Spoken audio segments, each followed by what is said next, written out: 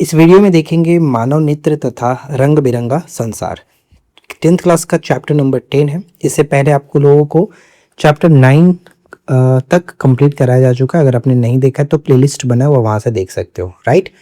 तो चलो फिर स्टार्ट करते हैं और एक एक करके सारे पॉइंट्स को कवर करेंगे और बेहतरीन तरीके से देखेंगे, क्योंकि ये टॉपिक बहुत ज़्यादा इंपॉर्टेंट हो जाता है पेपर के लिए। तो सबसे पहला जो कि प्रश्न देखेंगे, उसके बाद हम आते हैं अपनी बुक पर आएंगे।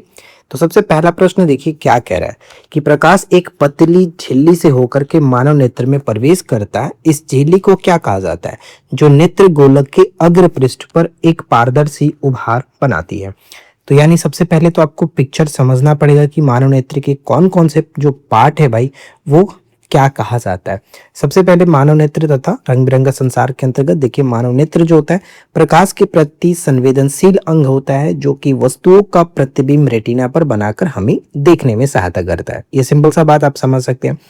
अब यहाँ पर अगर हम बात करें कि जो प्रश्न हमारा कह रहा था, उस पर थोड़ा सा नजर डालो। ये जो पिक्चर है इसको मैंने अलग से लगाया। नॉर्मली आपका जो बुक का पिक्चर है वो इस तरह से, लेकिन उतना ज़्यादा अच्छा नहीं लगा मुझे, तो मैंने इसको थोड़ा सा अपने वाला से रिप्लेस कर दिया। रिप्लेस करने का मतलब, अपने वाला का मतलब कि अपने आँख से नहीं, मतलब एक छोटा सा दूसरे पिक्चर से। अब इसको हम समझते हैं। देखो, प्रश्न में जो बात कही जा रही थी कि प्रकाश की एक पतली झिल्ली से होकर के नेत्र में प्रवेश करता है, और इस झिल्ली को हम क्या कहते हैं? कॉर्निया। मतलब देखिए, मानव नेत्र एक कैमरे की भांति होता है, ठीक है। इसका लेंस निकाय एक प्रकार सुग्राही पर्दे, जिसे रेटिना या फिर दृष्टि पटल कहते हैं, उस पर प्रतिबिंब बनाता है। ये हम जनरली जानते हैं, राइट। दृष्टि पटल जो कि रेटिना, यहाँ पर आपको ये सब जो है, ये आपका लंबा लाइन देखने को मिल रहा है, ग्रे जो हल्का सा ऑरेंज टाइप का, ये आपका एक तरह से यहाँ पर, ठीक है, रेटिना पर बनता है। ध्यान रखिएगा, इसको हमें थोड़ा सा साफ ही कर देते हैं, मतलब ज़्यादा नहीं रखते हैं। देखो, जो हाईलाइट किया गया पॉइंट को वो समझना। रेटिना क्या कह रहा है? रेटिना वाला ये पॉइंट, यानी हमारा जो प्रतिबिंब है वो कहीं ना कहीं इस तरह से यहाँ पर बनता है, ठीक है। अब ध्यान से समझिएगा कि प्रकाश एक पतली झिल्ली से होकर के नेत्र में प्रवेश करता है, और इस झिल्ली को कॉर्निया या फिर स्वच्छ मंडल कहते हैं। मतलब देखो, नेत्र गोलक वाला जो बात कह रहा था कि प्रकाश जो है इससे होकर के गुजरता है, प्रकाश की किरण इससे होकर के, मतलब पारदर्शी होता है। दिखाया गया जैसे कि 10.1 ये वाला जो चित्र है वो कह रहा है कि यह झिल्ली नेत्र गोलक के अग्र पृष्ठ पर एक पारदर्शी उभार बनाता है। ये जो पारदर्शी उभार बनाता है, ठीक है, ये हल्का सा उभार रहता है और इससे प्रकाश होकर के गुजरता है। ये ध्यान में रखिएगा, ठीक है, इंपॉर्टेंट है। नेत्र गोलक की आकृति, फिलहाल वो आगे बढ़ेंगे। तो यहाँ पर जो इसी को कहा जाता है कॉर्निया या फिर स्वच्छ मंडल कहा जाता है, राइट। ये ध्यान रखिएगा, नेत्र दान में कॉर्निया का ही दान किया जाता है, ये तो आपको पता ही होगा। और नेत्र में प्रवेश करने वाला प्रकाश किरणों का अधिकांश जो अपवर्तन है वो कॉर्निया के बाहरी पृष्ठ पर ही होता है। ये हम आगे भी देखेंगे।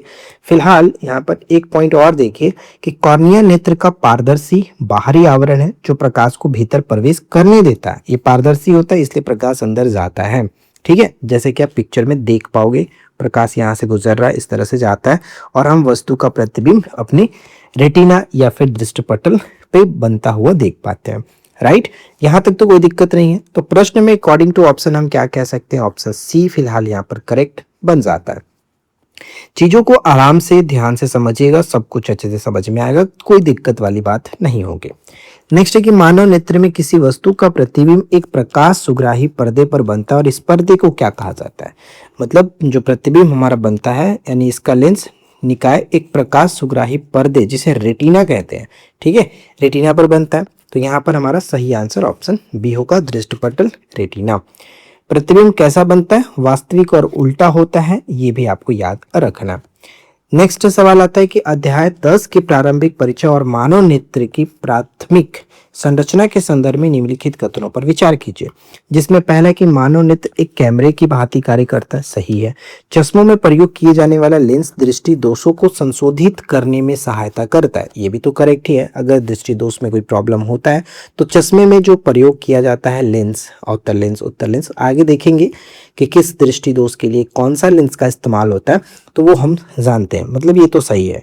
तीसरा पॉइंट आता है कि कॉर्निया मानव नेत्र के पिछले भाग में स्थित एक प्रकाश सुग्राही पर्दा होता है जिस पर प्रतिबिंब बनता है। ये तो पूरी तरह से गलत है, क्योंकि कॉर्निया पर प्रतिबिंब तो बनता ही नहीं है, कॉर्निया से प्रकाश आंख में प्रवेश करता है। ठीक है, तो तीसरा यहाँ पर असत्य होगा। प्रश्न में पूछा गया था असत्य बताने के लिए, तो ऑप्शन हम बी को टिक करेंगे।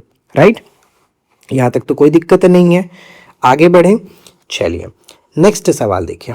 नेक्स्ट है कि मानव नेत्र के गोलक का आकार लगभग गोलाकार होता है और इसका व्यास डायमीटर कितना होगा।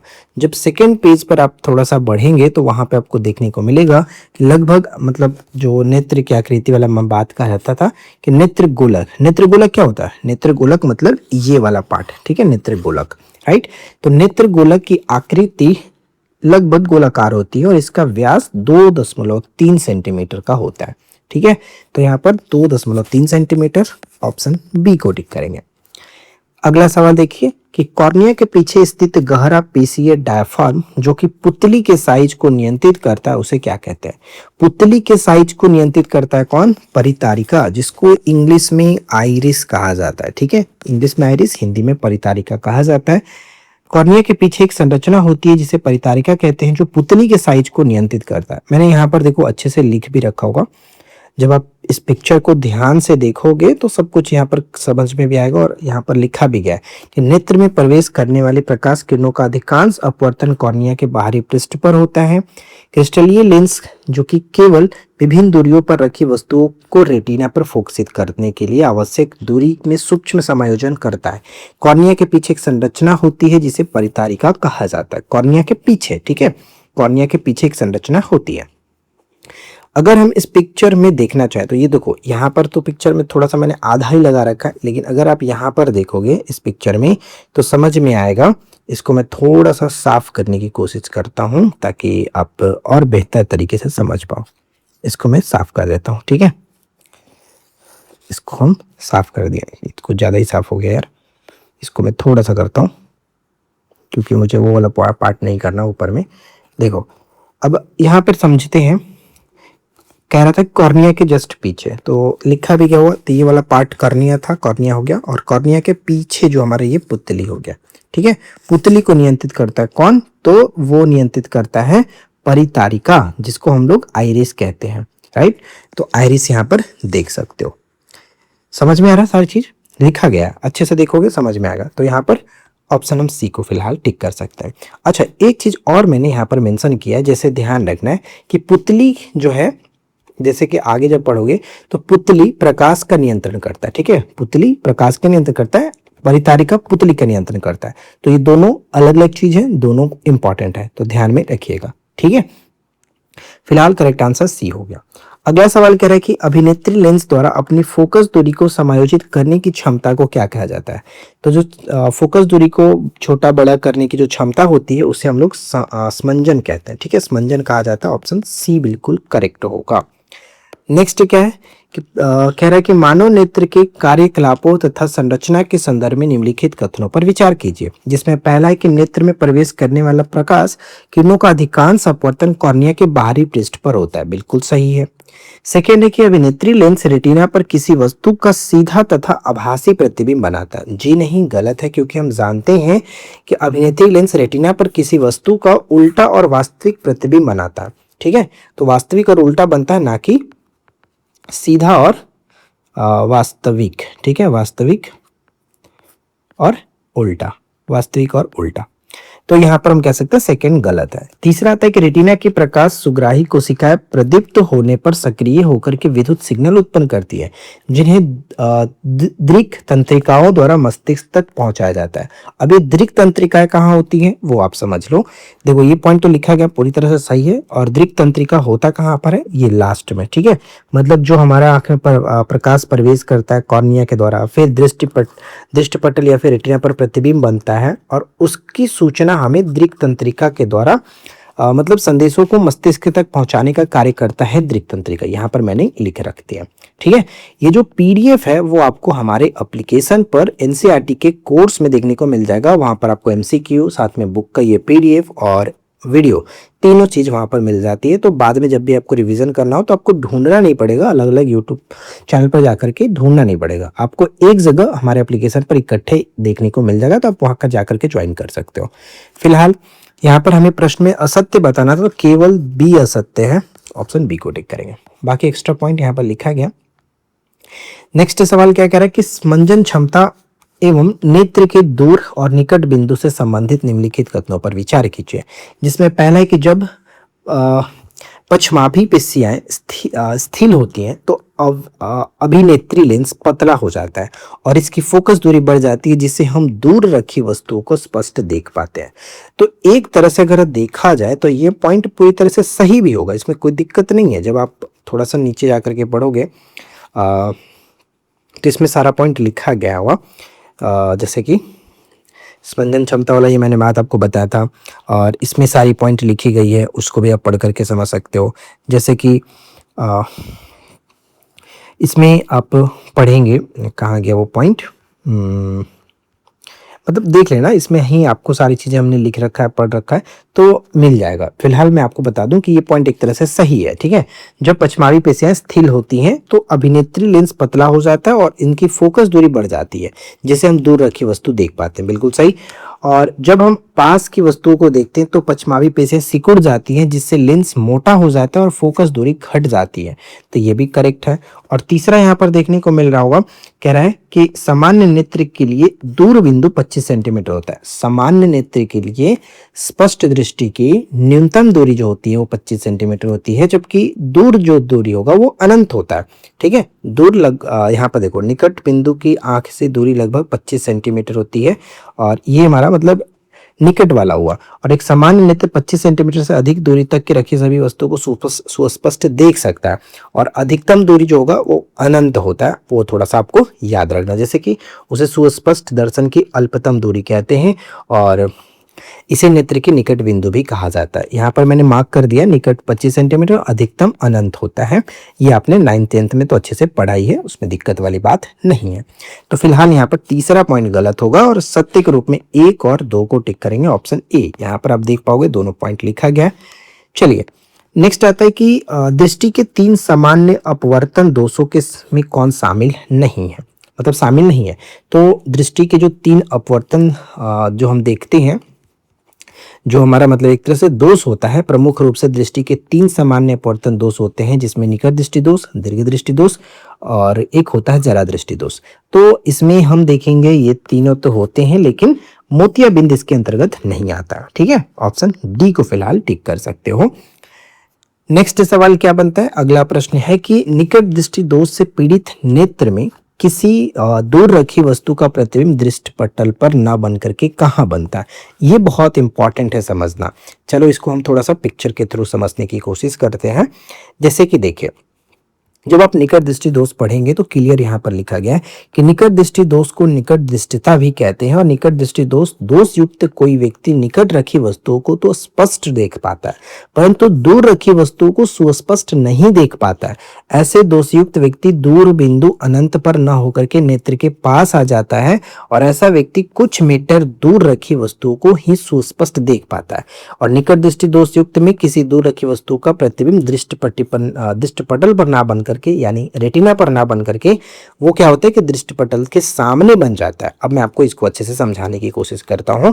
देखो सिंपल सा, पहले ये पिक्चर जो दिया गया निकट दृष्टि दोष युक्त में नेत्र का दूरबिंदु यहाँ पर है, और निकट दृष्टि दोष युक्त जो नेत्र है वो प्रतिबिंब जो बनाएगा, नॉर्मली बनाना चाहिए था कहाँ पर, रेटिना पर बनना चाहिए था, लेकिन वो बना कहाँ पर है, रेटिना से जस्ट पहले ही बना लेता है, यहीं पर, ठीक है, यहीं पर बना लेता है। और जब हम अवतल लेंस का इस्तेमाल करते हैं, क्योंकि निकट दृष्टि दोष को दूर करने के लिए अवतल लेंस का इस्तेमाल होगा, तो अवतल लेंस का जब इस्तेमाल करेंगे तो ये वापस से प्रतिबिंब को मतलब लेंस के थ्रू, जब देखिए हमारा मानव नेत्र एक तरह से उत्तल लेंस की भांति कार्य करता है, तो आपको पता ही है कि जब अवतल लेंस यहाँ पर लगेगा तो ये क्या करता है कि इसको केंद्रित करके वापस से दृष्टि पटल पर यानी कि रेटिना पर प्रतिबिंब बना देता है। अब हम इसको और भी थोड़ा सा डिटेल में समझने की कोशिश करते हैं। अब सबसे पहले तो प्रश्न आपसे ये पूछा जाता है कि ऐसा होता क्यों है, निकट दृष्टि होता क्यों है। तो देखो यहाँ पर इस दोष उत्पन्न होने के कारण हमने दिखा रखा है, बता रखा है कि अभिनेत्र लेंस की वक्रता का अत्यधिक होना और साथ में नेत्र गोलक का लंबा हो जाना। नेत्र गोलक हमने बताया था कि ये होता है, ठीक है, नेत्र गोलक ये होता है। इसका लंबा होने का तात्पर्य हम इस पिक्चर को समझते हैं। देखो इस पिक्चर को मैं अगर थोड़ा सा बड़ा करूंगा तो यहाँ पर आप नॉर्मल, ये है आपको नॉर्मल दिख रहा है, ठीक है, इसमें तो दिक्कत नहीं है, नॉर्मल लेंस है। यहाँ पर प्रकाश आ रहा है और ये लेंस के थ्रू हमारा जा रहा है और यहाँ पर रेटिना पर प्रतिबिंब बन जा रहा है, बिल्कुल सही है, कोई दिक्कत नहीं है। लेकिन जब अगर मायोपिया हुआ है तो वहां पर प्रॉब्लम ये होगा कि जब प्रकाश ये आएगा, देखो नेत्र गोलक पहले ये नॉर्मल गोल था इस तरह से लगभग गोल, लेकिन अब ये नेत्र गोलक लंबा हो जाता है। तो लंबा होने की वजह से होगा क्या कि इसकी फोकस दूरी जो होगी वो बढ़ जाता है। अब प्रतिबिंब पहले जो यहाँ पर बनता था तो अब ये थोड़ा सा चौड़ाई इसका बढ़ गया, तो चौड़ाई जब बढ़ गया, लंबाई बढ़ गया, तो यहाँ पर क्या होगा कि प्रतिबिंब यहीं पर क्रिएट हो जा रहा है, पहले ही पर प्रतिबिंब बन जा रहा है, ठीक है।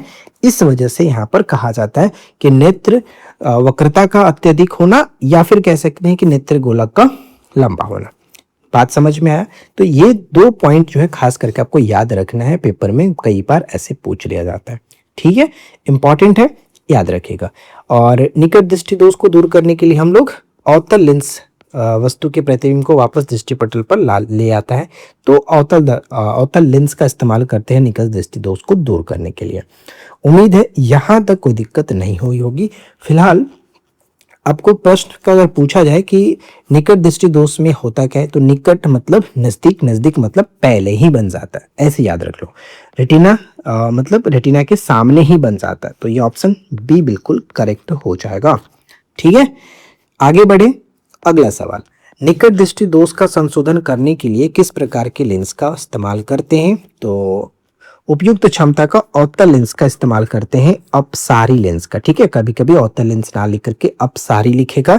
अपसारी मतलब फैलाना और अभिसारी का मतलब होता है केंद्रित करना। तो ये चीज आपको ध्यान रखना, हमने पिछले क्लासेस में बात किया था इसके बारे में, राइट।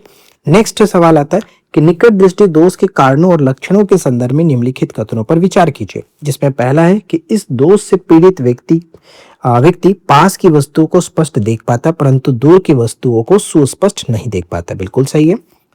इस दोष के उत्पन्न होने का कारण अभिनेत्री लेंस का वक्रता का अत्यधिक होना अथवा नेत्र गोलक का लंबा होना, बिल्कुल सही है, ये तो दोनों करेक्ट है।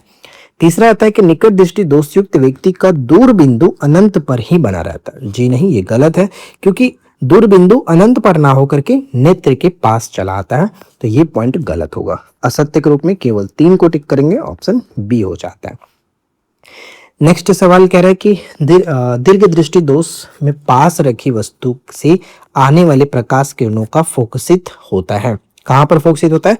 दीर्घ दृष्टि दोष में। जब दूर दृष्टि दोष में हम क्या जानते हैं कि मतलब रेटिना के पीछे बनता है, मतलब नॉर्मल जो आपका है इस तरह से आंख, तो ये कहाँ बनता है? ये इधर बन जाता है, मतलब बनना तो चाहिए था यहाँ पर, तब तो रेटिना पर बनता तो हमें प्रकाश अच्छा मतलब वस्तु दिख पाता, लेकिन ये पीछे बनता है, रेटिना के पीछे बनता है यहाँ पर, इसलिए कहा जाएगा कि ऑप्शन यहाँ पर सी हो जाएगा, ठीक है, रेटिना के पीछे।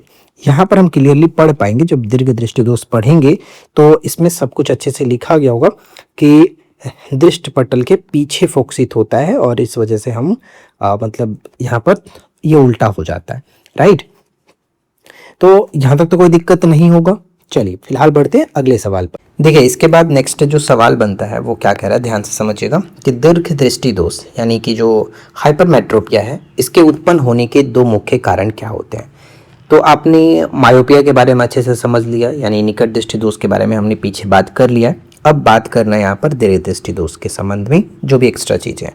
तो सबसे पहले जिस तरह से हमने देखा था कि हमारा जो निकट दृष्टि दोष होता है वो भी 2 कारणों से होता है, और यहाँ पर भी 2 कारण होते हैं, जिसमें पहला कारण होता है कि लेंस की फोकस दूरी का अत्यधिक हो जाना, या फिर कह सकते हैं कि नेत्र गोलक का छोटा हो जाना, जिसमें उसमें क्या था, हमने देखा था कि नेत्र गोलक का लंबा हो जाना, लेकिन इसमें छोटा हो जाता है। तो जनरली हमारा सही आंसर ऑप्शन बी हो जाएगा, और यहाँ पर कारण भी दिया गया साथ में साथ। अगर देखा जाए तो इसमें हम बुक में भी आपको दिखा सकते हैं, जिसके 2 कारण होते हैं, मतलब दृष्टि दोष के उत्पन्न होने के दो कारण, फोकस दूरी का अत्यधिक हो जाना और नेत्र गोलक का छोटा हो जाना। तो ये पॉइंट आपको खास करके याद रखना है, ठीक है। इस दोष को दूर करने के लिए हमें क्या करना होता है कि अच्छे क्षमता वाला यानी कि अभिसारी लेंस, अच्छे क्षमता वाला उपयुक्त क्षमता के अभिसारी लेंस, उत्तल लेंस का उपयोग करके संशोधित किया जा सकता है इस नेत्र दृष्टि दोष को दूर करने के लिए। एक छोटा सा ट्रिक याद रखिएगा, 2/3 और 3/4। ये एक ट्रिक क्या काम करता है मैं आपको बताता हूँ। 2 लेटर होता है दूर दृष्टि दोष के लिए 3 अक्षर वाला उत्तल इस्तेमाल करिएगा, ठीक है, उत्तल लेंस का इस्तेमाल करेंगे। और 3 लेटर जो है जिसमें 3 अक्षर निकट दृष्टि दोष जब आएगा 3 अक्षर तो इसमें अवतल लेंस का इस्तेमाल करेंगे, ठीक है। ये एक छोटा सा ट्रिक होता है जिससे आप आसानी से याद करके इस टाइप के कंफ्यूजन को दूर कर पाएंगे। उम्मीद करता हूँ यहाँ तक तो दिक्कत नहीं होना चाहिए। तो सही आंसर ऑप्शन फिलहाल में बी हो जाता है। अगला सवाल ये बनता है कि आयु में वृद्धि होने के साथ साथ पश्चमाभी पेशियों के धीरे धीरे दुर्बल होने तथा क्रिस्टलीय लेंस के लचीलेपन में कमी आने के कारण उत्पन्न दृष्टि दोष को क्या कहते हैं। जब ओल्ड एज में जाएंगे तो वहां पर एक रोग उत्पन्न होता है जैसे कि जरा दृष्टि दोष जो है कि आयु में वृद्धि होने के साथ साथ मानव नेत्र के स्मंजन क्षमता क्या होता है, जैसे कि आंख के लेंस की फोकस बदलने की जो क्षमता होती है वो कम हो जाती है। मतलब अगर ओल्ड एज हो जाएगा तो मांसपेशियों में उतनी ताकत नहीं हो पाती है कि वो फटाफट से फोकस कर पाए किसी चीज को। तो वो एक तरह से कहते हैं कि आंख के लेंस की फोकस बदलने की क्षमता कम हो जाती है और अधिकांश व्यक्तियों का निकट बिंदु दूर हट जाता है। संशोधित चश्मों के बिना उन्हें पास की वस्तुओं को आराम से सुस्पष्ट देखने में कठिनाई होती है और इस दोष को जरा दृष्टि दोष कहा जाता है। यह पश्चमाभी पेशियों के धीरे धीरे दुर्बल होने तथा क्रिस्टलीय लेंस के लचीलेपन में कमी आने के कारण उत्पन्न होती है और कभी कभी किसी व्यक्ति के नेत्र में दोनों ही प्रकार के दो निकट दृष्टि दोष और दूर दृष्टि दोष हो सकते हैं। मतलब दोनों प्रकार के हो सकता है और ऐसे व्यक्तियों को वस्तुओं को सुस्पष्ट देख सकने के लिए प्रायः द्विफोक्सी लेंसों का इस्तेमाल किया जाता है। एक ही साथ हमने 2-3 चीजें आपको बता दी, आगे आपको क्वेश्चन करने में इजी होगा। तो यहाँ पे आप समझ पाएंगे कि वो होता है जरा दृष्टि दोष, ठीक है, जरा दृष्टि दोष ऑप्शन सी। और जरा दृष्टि दोष में दोनों प्रकार के मतलब दोष देखने को मिलता है जिसमें निकट दृष्टि दोष, दूर दृष्टि दोष दोनों होता है और इसको ठीक करने के लिए बाइफोकसी लेंस का इस्तेमाल किया जाता है। फिलहाल बढ़ते हैं अगले सवाल पर। यदि किसी व्यक्ति के नेत्र में निकट दृष्टि दोष तथा दूर दृष्टि दोनों ही प्रकार के दोष हो तो उसे संशोधन हेतु किस प्रकार के लेंस की आवश्यकता होती है। उसे द्विफोकसी लेंस का इस्तेमाल किया जाता है, यानी ऑप्शन हम यहाँ पर सी को टिक करेंगे, बाइफोकल लेंस का इस्तेमाल किया जाता है, राइट। नेक्स्ट देखिए सवाल कह रहा है कि द्विफोकसी लेंस की संरचना तथा दृष्टि दोषों के संशोधन के संदर्भ में निम्नलिखित कथनों पर विचार कीजिए, जिसमें पहला है कि सामान्य प्रकार के द्विफोकसी लेंसों में अवतल तथा उत्तल दोनों लेंस होते हैं। बिल्कुल सही है, इसमें किसी प्रकार का कोई दिक्कत नहीं होगा, अच्छे से ध्यान से समझिएगा। मतलब जो द्विफोकसी लेंस होता है इसमें एक अवतल और एक उत्तल दोनों प्रकार के लेंस होते हैं, राइट। सेकंड कह रहे हैं कि द्विफोकसी लेंस का ऊपरी भाग उत्तल लेंस होता है जो पास की वस्तुओं को देखने में सहायता प्रदान करता है। देखो ये पॉइंट थोड़ा सा गलत है, क्यों गलत है मैं आपको वो समझा रहा हूँ। जब हम यहाँ पर पढ़ेंगे कि सामान्य प्रकार के द्विफोकसी लेंस में अवतल तथा उत्तल दोनों लेंस होते हैं, ये तो पहला पॉइंट था, सही है। ऊपरी भाग जो होता है वो अवतल लेंस होता है, जबकि प्रश्न में कह रहा था कि ऊपरी भाग उत्तल लेंस होता है, ये गलत हो गया। और जो ऊपरी भाग होता है वो उत्तल लेंस का होता है और ये दूर की वस्तुओं को, यानी जो अवतल लेंस होता है यह दूर की वस्तु को सुस्पष्ट देखने में सहायता करता है, जबकि निचला जो भाग है वो उत्तल लेंस होता है और यह पास की वस्तुओं को सुस्पष्ट देखने में मदद करता है। अब यहाँ पर ये मत समझना कि जैसे कि निकट जो दृष्टि दोष था उसमें तो हमने देखा था कि निकट दृष्टि दोष के लिए अवतल का इस्तेमाल करते हैं, लेकिन यहाँ पर तो कह रहा है कि निचला भाग जो है वो उत्तल लेंस होता है और उत्तल लेंस यहाँ पर जो पास की वस्तुओं के लिए दिखाया जा रहा है, मतलब थोड़ा सा उल्टा आपको देखने को मिल रहा होगा। लेकिन ये थोड़ा सा इसमें कंफ्यूजन नहीं करना है, आप अच्छे से ध्यान में रखिएगा कि ऊपरी भाग अवतल लेंस का होता है जो कि दूर की वस्तुओं को सुस्पष्ट देखने में सहायता प्रदान कराता है और निचला भाग उत्तल लेंस का होता है जो पास की वस्तुओं को सुस्पष्ट देखने में मदद करता है, राइट। तो यहाँ पर तो ये गलत हो गया। और तीसरा पॉइंट है कि द्विफोकसी लेंस का निचला भाग उत्तल लेंस का होता है जो कि पास की वस्तुओं को सुस्पष्ट देखने में सहायता कराता है, ये बिल्कुल सही है। तो यहाँ पर क्या कहेंगे, असत्य के रूप में केवल और केवल 2 यहाँ पर असत्य, ऑप्शन बी को टिक करेंगे। राइट, यहाँ पर सारा चीजें लिखा है, एक्स्ट्रा पॉइंट आप ध्यान में रखेंगे। अगले सवाल पे आते हैं। नेक्स्ट कह रहा है कि यदि अंतिम पंक्ति में बैठे किसी विद्यार्थी को जो ब्लैक बोर्ड पढ़ने में कठिनाई होती है तो वह विद्यार्थी किस दृष्टि दोष से पीड़ित है और उसे किस प्रकार संशोधित किया जा सकता है। तो देखो ये प्रश्न हमने लिया है यहाँ पर, जो आपका प्रश्न में दिया गया चौथा पॉइंट, कि अंतिम पंक्ति में बैठे किसी विद्यार्थी को श्याम पट्ट यानी ब्लैक बोर्ड पढ़ने में कठिनाई होती है तो वो जनरली कह सकते हैं निकट दृष्टि दोष से पीड़ित है और उसे अवतल लेंस के द्वारा ठीक किया जा सकता है। ठीक है, तो यहाँ पर हम वही कहेंगे, ऑप्शन बी बिल्कुल सही आंसर बनेगा। नेक्स्ट सवाल क्या कह रहा है, नेक्स्ट देखिए कि मृत्यु के पश्चात कितने समय के भीतर नेत्र निकाल लिए जाने चाहिए ताकि वे नेत्र दान के लिए उपयोगी रहें। जब हम इसके आगे की स्लाइड पर जाएंगे तो यहाँ पर सारा पॉइंट लिखा गया अच्छे से, इसमें बहुत सारी एक्स्ट्रा जो चीज़ें हैं जो आपके नॉलेज के लिए भी इम्पॉर्टेंट है। और मृत्यु के पश्चात 4 से 6 घंटे के भीतर नेत्र निकाल लिए जाने चाहिए। और यहाँ पर हम वही चीज़ देखेंगे कि 4 से 6 घंटे के भीतर, ऑप्शन बी होगा। ठीक है, और यहाँ पर एक्स्ट्रा पॉइंट भी सब कुछ दिया गया कि नेत्र निकालने के लिए मात्र 10 से 15 मिनट का समय लगता है। और ऐसे व्यक्ति जो एड्स, हेपेटाइटिस बी और सी और रेबीज हुआ, एक्यूट ल्यूकेमिया हुआ, टिटनस हुआ, हैजा और मेनिंजाइटिस या फिर इन्फ्लाइटिस से संक्रमित कोई व्यक्ति है तो या फिर इनके कारण से उनकी मृत्यु हुई हो तो वो नेत्रदान नहीं कर सकते। ये ध्यान में रखिएगा, इंपॉर्टेंट पॉइंट हो जाता है। राइट, अच्छा, इसके अलावा एक पॉइंट यहाँ पर ये है कि नेत्रदान करने के लिए लिंग का कोई मतलब मैटर नहीं करता है, चाहे वो पुरुष हो या फिर स्त्री हो, कोई भी नेत्र का जो कि दान कर सकता है। चश्मा पहनने वाले या फिर मोतियाबिंद का ऑपरेशन करा चुके व्यक्ति भी नेत्रदान कर सकते हैं। मधुमेह यानी डायबिटीज और उच्च रक्तचाप से पीड़ित व्यक्ति, दमे के रोगी व वे व्यक्ति जिन्हें कोई संक्रामक रोग नहीं है वे भी नेत्रदान कर सकते हैं। ठीक है, ये नॉलेज के लिए आपको ध्यान में रखना है। इसके बाद नेक्स्ट सवाल है कि निम्नलिखित में से कौन सी बीमारी से संक्रमित या फिर मृत व्यक्ति के नेत्रों का दान नहीं किया जा सकता है। तो देखो हमने देखा था कि एड्स वाले नहीं कर सकते, हेपेटाइटिस बी सी रेबीज वाले ये सब नहीं कर सकते, नहीं ये दान नहीं कर सकते अपने नेत्र को। लेकिन मोतियाबिंद या फिर दमा, उच्च रक्तचाप या फिर मधुमेह, चश्मे के दोष यानी दोष जो है वो सब कर सकते हैं, कोई दिक्कत नहीं है। तो यहाँ पर फिलहाल हमारा ऑप्शन बी हो जाएगा।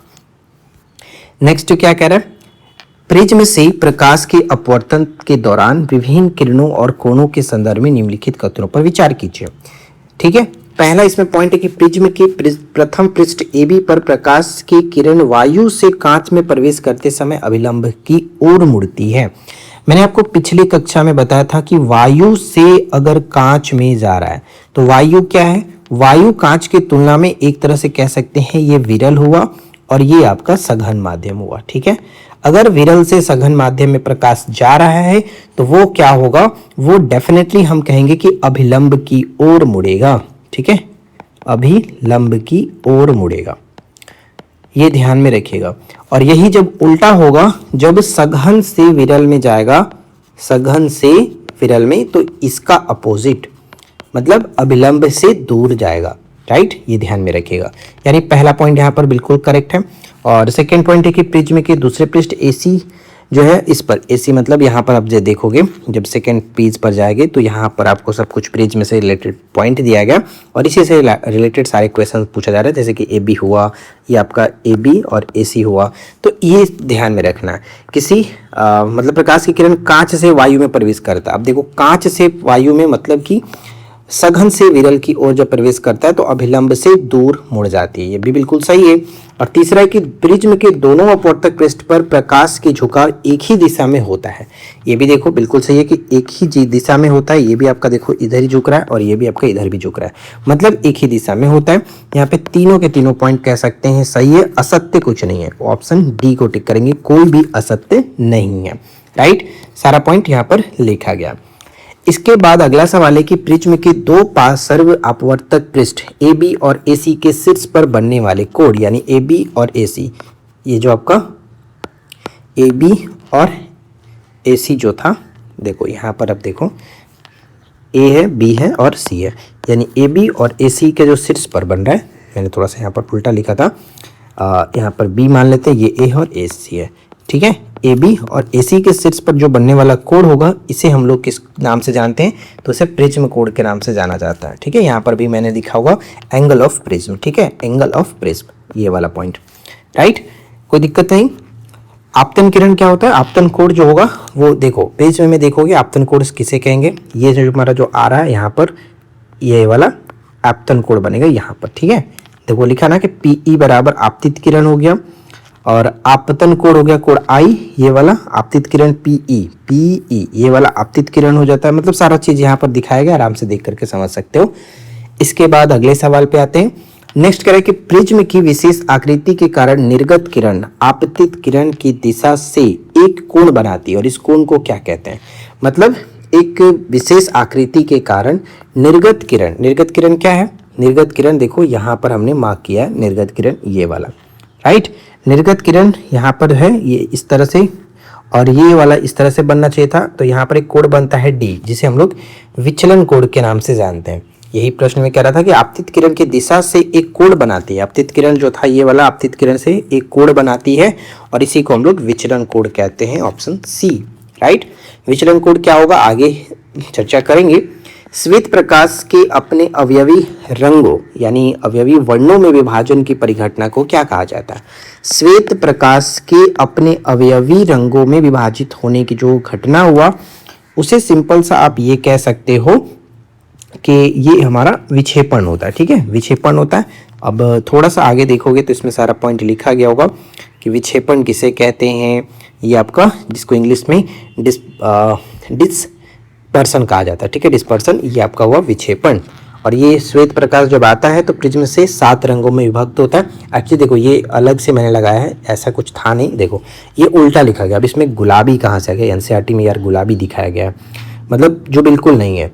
ठीक है, जबकि हम जानते हैं कि ये हमारा विव्योर होता है, लेकिन ये पता नहीं कौन से कलर के दिखाया गया और यहाँ पर गुलाबी दिखा करके इसको आर कह रहा है।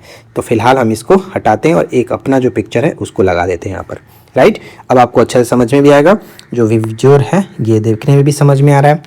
मतलब कभी कभी बुक में एनसीईआरटी पता नहीं कैसे क्या ही इंडिकेट कर देता है, जो कि बिल्कुल अननेसेसरी लगता है।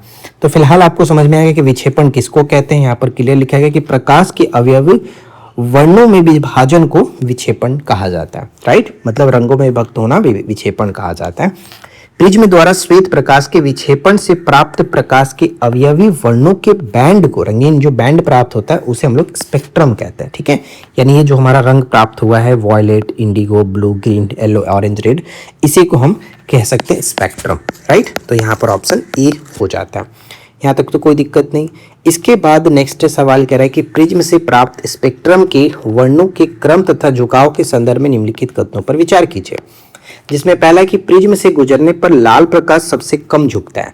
अब देखो, अब जब इस पिक्चर को देखो कि लाल प्रकाश जो है वो सबसे कम झुकता है, बिल्कुल सही है, क्योंकि सबसे ज्यादा झुकने का काम तो कर रहा है वॉयलेट, यानी कि जो बैंगनी कलर है। तो यहाँ पर पहला पॉइंट तो बिल्कुल सही है, ये वाला हमारा पॉइंट सही है। सेकंड कह रहा है कि प्रिज्म से गुजरने पर बैंगनी प्रकाश सबसे अधिक झुकता है, ये भी बिल्कुल करेक्ट है। स्पेक्ट्रम में रंगों का क्रम ऊपर से नीचे की ओर हमेशा विबज्योर के रूप में होता है। ऊपर से नीचे का नहीं होता है, नीचे से ऊपर की ओर ये क्रम बनता है।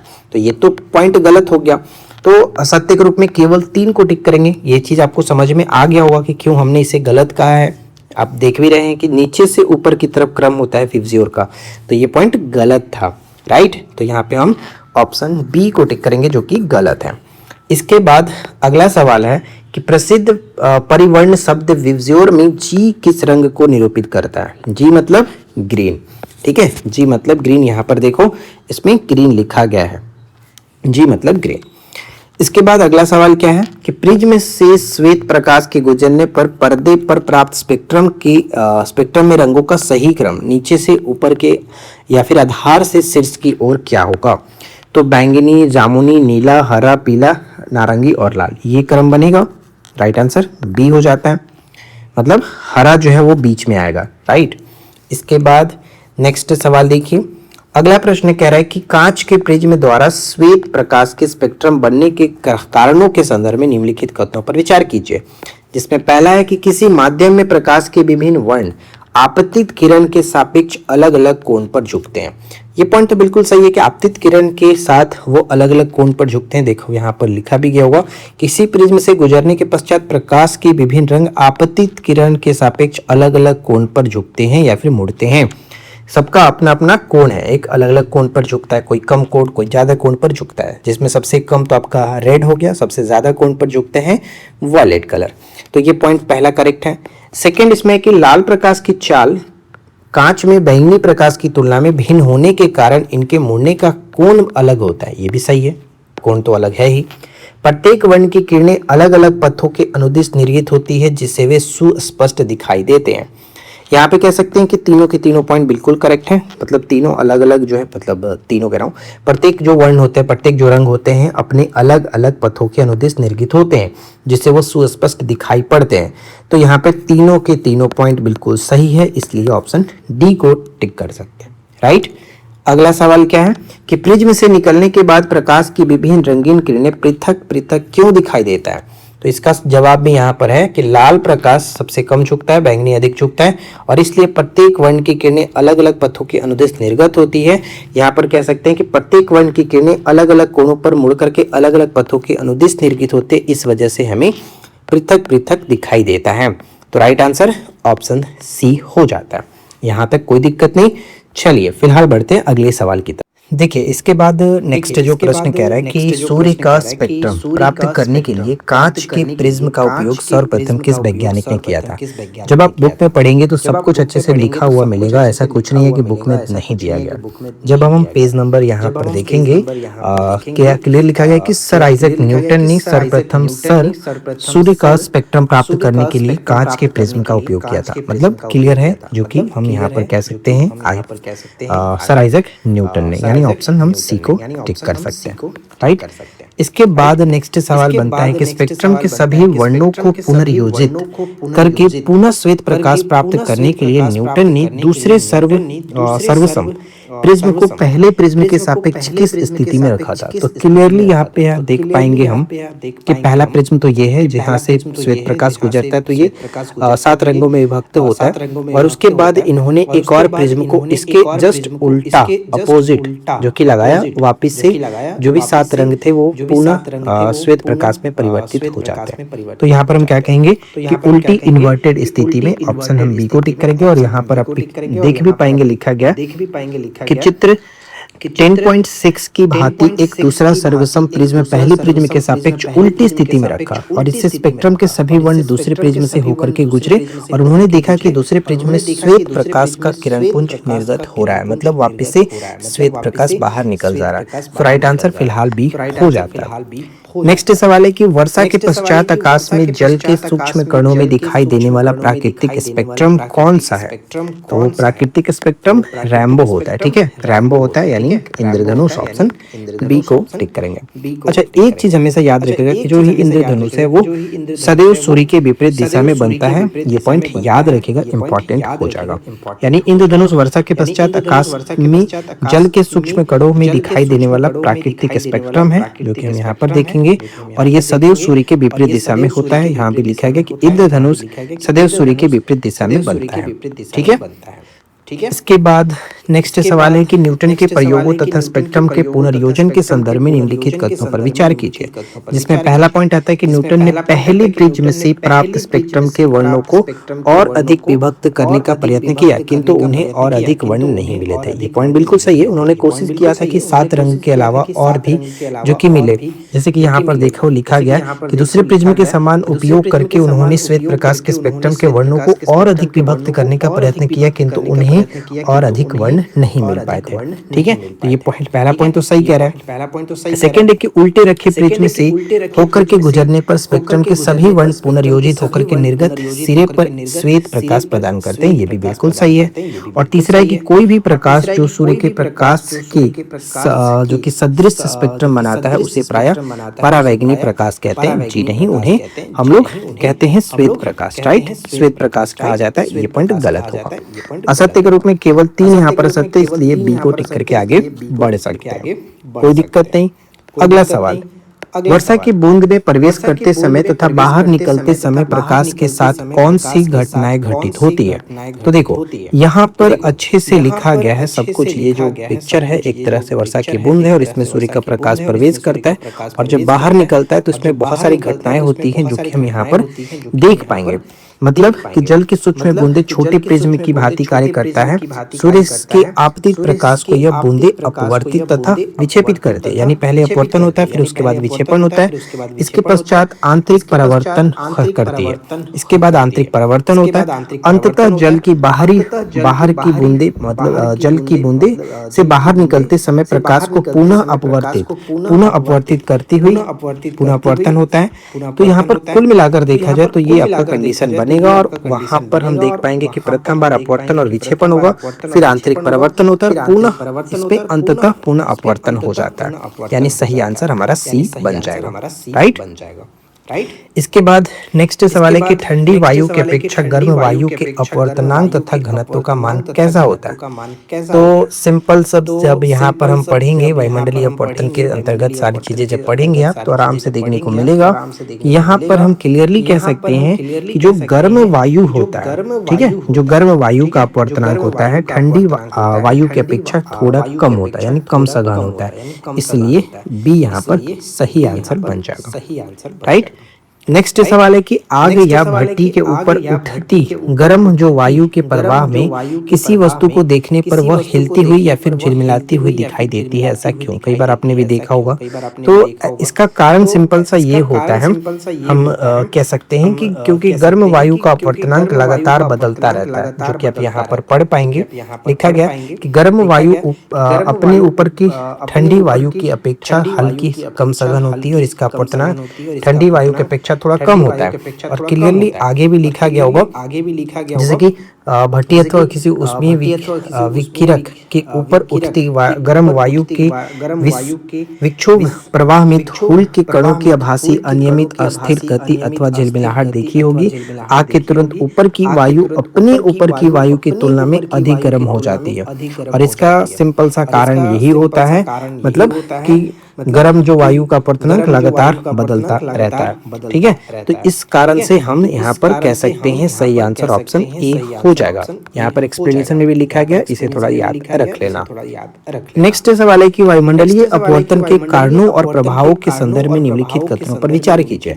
जिसमें पहला पॉइंट है कि पृथ्वी के वायुमंडल के कारण होने वाले प्रकाश के अपवर्तन को वायुमंडलीय अपवर्तन कहा जाता है। बिल्कुल सही। तारों का टिमटिमाना वायुमंडलीय अपवर्तन का ही एक बृहद स्तरीय प्रभाव है, ये भी सही है। और तीसरा पॉइंट देखने को मिलेगा कि वायुमंडल की भौतिक अवस्था सदैव स्थिर रहती, इसलिए प्रकाश सीधी रेखा के बिना मुड़ी गमन करता है। ये पॉइंट यहाँ पर गलत हो, क्योंकि भौतिक अवस्थाएं जो है सदैव स्थिर नहीं रहता, अस्थिर रहता है, जो कि हम आगे भी देख पाएंगे। यहाँ पर जब आप थोड़ा सा नेक्स्ट पेज पे जाएंगे तो सब कुछ लिखा गया है कि क्यों यहाँ पर होता है और ऐसा क्या है। तो मैंने सारा सब कुछ पढ़ करके यहाँ पर हाईलाइट कर दिया, आप इसे पढ़ कर लेना एक बार, हो सके तो प्लीज एक बार आप जरूर पढ़ें, क्योंकि बिना आपके खुद से पढ़े हुए चीजें समझ में नहीं आती है। राइट, तो यहाँ पर आप आराम से पढ़ोगे तो सब कुछ देखने को मिलेगा कि ऐसा क्यों होता है, स्थिर नहीं होता है, मतलब सारा चीज यहाँ पर लिखा गया। ठीक है, तो फिलहाल हम कह सकते हैं ये पॉइंट गलत है और सत्य के रूप में 1 और 2 यहाँ पर सही होगा, ऑप्शन सी को टिक कर सकते हैं। राइट। नेक्स्ट सवाल क्या कह रहा है कि तारों के टिमटिमाने तथा ग्रहों के न टिमटिमाने के संदर्भ में निम्नलिखित कथनों पर विचार कीजिए। मतलब तारे तो टिमटिमाते हैं लेकिन ग्रह नहीं टिमटिमाते, इसका कारण जो है वो हमें देखना है। पृथ्वी के वायुमंडल की भौतिक अवस्थाएं अस्थायी न होने के कारण तारों का आभासी स्थिति थोड़ी बदलती रहती है। बिल्कुल सही है। सेकेंड है कि ग्रह तारों की अपेक्षा पृथ्वी के बहुत पास है, इसलिए उन्हें बिंदु साइज के अनेक प्रकाश स्रोतों का संग्रह यानी विस्तृत स्रोत माना जा सकता है। जैसे कि अब यहाँ पर आप देख पाएंगे लिखा गया होगा कि देखो ये पॉइंट पूरा 39 वाला हमने मार्क कर दिया है कि इसमें सब कुछ लिखा कि ग्रह क्यों नहीं टिमटिमाते हैं। ग्रह तारों की अपेक्षा पृथ्वी के बहुत पास है, इसलिए उन्हें विस्तृत स्रोत की भांति माना जाता है। यदि हम ग्रह को बिंदु साइज के अनेक प्रकाश स्रोतों का संग्रह मान लें तो सभी बिंदु साइज के प्रकाश स्रोतों से हमारे नेत्रों में प्रवेश करने वाला प्रकाश की मात्रा में कुल परिवर्तन का औसत मान शून्य होगा और इसी कारण तारे टिमटिमाने का प्रभाव निष्प्रभाव हो जाता है। मतलब तीसरा पॉइंट भी सही कह रहा है कि ग्रहों से आने वाले प्रकाश की मात्रा कुल परिवर्तन का औसत मान शून्य होने के कारण टिमटिमाने का प्रभाव जो है वो निष्प्रभावित हो जाता है। यानी कह सकते हैं कि तीनों के तीनों पॉइंट बिल्कुल सही है, असत्य के रूप में कुछ नहीं है यहाँ पर, इसलिए ऑप्शन हम डी को टिक कर सकते हैं। राइट, सब कुछ एक्सप्लेनेशन यहाँ पर लिखा गया, ये भी पढ़ लेना। नेक्स्ट कह रहा है कि वायुमंडलीय अपवर्तन के कारण सूर्य हमें वास्तविक सूर्योदय से लगभग कितने समय पूर्व दिखाई देने लगता है। तो वास्तविक समय से 2 मिनट पूर्व ही दिखाई देने लगता है। सिंपल सा ये जो आप पिक्चर बनाएंगे इसे आप देखोगे, यहाँ से अगर हम खड़े होकर के क्षैतिज पे देखते हैं, सूर्य अगर यहाँ रहता है तो हमें पहले ही यहाँ दिख जाता है, 2 मिनट पहले ही ये दिख जाता है। राइट, तो इसको हम कह सकते हैं कि 2 मिनट पूर्व। राइट आंसर बी हो जाता है। नेक्स्ट सवाल है कि सूर्योदय तथा सूर्यास्त के समय सूर्य की चक्री का चपटी प्रतीत होने का कारण क्या है। तो चपटी प्रतीत होने का कारण कहेंगे कि वायुमंडलीय अपवर्तन, जो कि हमने यहाँ पर मार्क कर दिया है।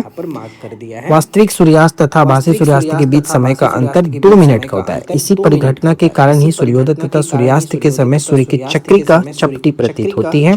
तो वायुमंडलीय अपवर्तन के कारण ऐसा होता है, इन्हें यहाँ पर लिख दिया है। राइट आंसर बी हो जाएगा। नेक्स्ट सवाल देखिए, कोलाइडी कणों द्वारा प्रकाश के प्रकीर्णन की परिघटना को किस नाम से जाना जाता है। तो कोलाइडी कणों द्वारा प्रकाश के प्रकीर्णन की जो परिघटना होगी उसे हम कहते हैं टिंडल प्रभाव। राइट, टिंडल प्रभाव, ऑप्शन बी को टिक करेंगे। जैसे कि नेक्स्ट जब पेज पर जाएंगे, ये आखिरी पेज है इसमें, तो टिंडल प्रभाव वाला सेक्शन में सब कुछ देखने को मिल जाएगा आपको, आप इसे आराम से पढ़ सकते हैं। यानी कोलाइडी कणों द्वारा प्रकाश के प्रकीर्णन की जो परिघटना है उसे टिंडल प्रभाव उत्पन्न करती है। नेक्स्ट सवाल कह रहा है कि अत्यधिक सूक्ष्म कण मुख्य रूप से किस रंग के प्रकाश को प्रकीर्णित करते हैं। मतलब अत्यधिक जो सूक्ष्म होंगे वो नीले प्रकाश को, ठीक है, नीले प्रकाश को करते हैं। और बाकी जो जैसे कि देखो यहाँ पर लिखा गया होगा, कहाँ गया, ये देखो, जब कोई प्रकाश किरण पुंज ऐसे महीन कणों से टकराता है तो मार्ग दिखाई देने लगता है और इन कणों के विशिष्ट प्रकाश से टकराव होता है। कहाँ गया वो पॉइंट जो हमने देखा था,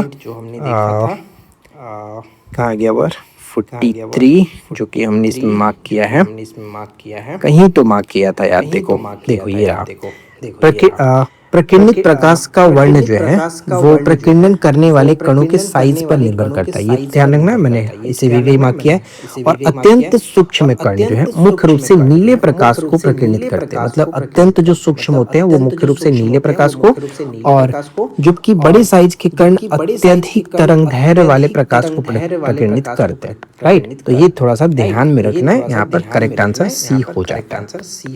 अगला सवाल है कि टिंडल प्रभाव तथा प्रकाश के प्रकीर्णन के संदर्भ में निम्नलिखित कथनों पर विचार कीजिए। जिसमें हमें पहला पॉइंट ये कह रहा है कि धुएं से भरे किसी कमरे में किसी सूक्ष्म छिद्र से जब पतला प्रकाश किरण पुंज प्रवेश करता है तो टिंडल प्रभाव देखा जा सकता है। बिल्कुल सही है, ऐसा हम देखते भी हैं। घने जंगल के वितान से सूर्य का प्रकाश गुजरने पर जल की सूक्ष्म बूंदे प्रकाश का प्रकीर्णन करती है, ये भी बिल्कुल सही है। और तीसरा कह रहा है कि किसी वास्तविक विलयन से गुजरने पर प्रकाश किरण पुंज का मार्ग हमें स्पष्ट रूप से दिखाई देता है। बिल्कुल नहीं होगा ऐसा। जब अगर ट्रू सॉल्यूशन होगा तो ऐसा बिल्कुल हमें नहीं होगा। किसी वास्तविक विलयन से गुजरने पर प्रकाश किरण पुंज का मार्ग हमें दिखाई नहीं देता है। और किसी कोलाइडी विलयन में जहां कणों का साइज अपेक्षाकृत बड़ा होता है यह मार्ग दृश्य होता है। ठीक है, तो तीसरा पॉइंट गलत होगा और असत्य के रूप में केवल 3 को ही टिक करेंगे, ऑप्शन बी हो जाता है। एक्सप्लेनेशन नीचे दिया गया, पढ़ लेना। खतरे के संकेत यानी सिग्नल में प्रकाश जो है वो लाल रंग को क्यों बनाया जाता है। तो ये तो आप बहुत पहले से भी जानते हैं कि जब जिसका तरंगदैर्घ्य अधिक होता है वो कम प्रकीर्णित होता है। प्रकीर्णित मतलब स्कैटरिंग, छितराना, ये सिंपल सा।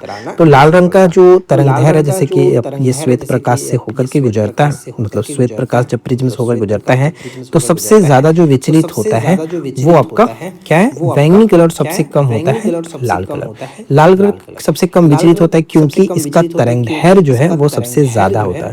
और तरंगदैर्घ्य ज्यादा होने की वजह से यहाँ पर हम ये कह सकते हैं कि क्योंकि लाल रंग का अपवर्तनांक सबसे अधिक है, और ये तो पॉइंट नहीं होगा आंसर, क्योंकि लाल रंग कोहरे तथा धुएं में सबसे कम प्रकीर्णित होता है, ये पॉइंट करेक्ट है। प्रकीर्णित कम होता है क्योंकि तरंगदैर्घ्य इसका ज्यादा है। सिंपल सा सही आंसर ऑप्शन बी होगा, जो कि हमने यहाँ पर भी मार्क कर रखा है। ठीक है, लाल रंग का तरंगदैर्घ्य अन्य सभी रंगों से ज्यादा होता है, ये आपका ध्यान रखने वाली बात है।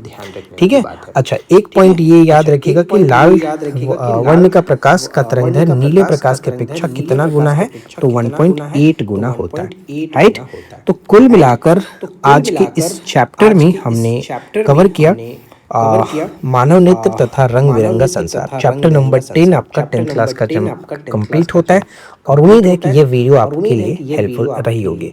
वीडियो पसंद आया हो तो लाइक जरूर करें, और चैनल पे पहली बार आए तो सब्सक्राइब कर लीजिए इस तरह की और वीडियो देखने के लिए। तो मिलते हैं नेक्स्ट क्लास में नए टॉपिक के साथ। Thanks for watching, keep learning, have a good day.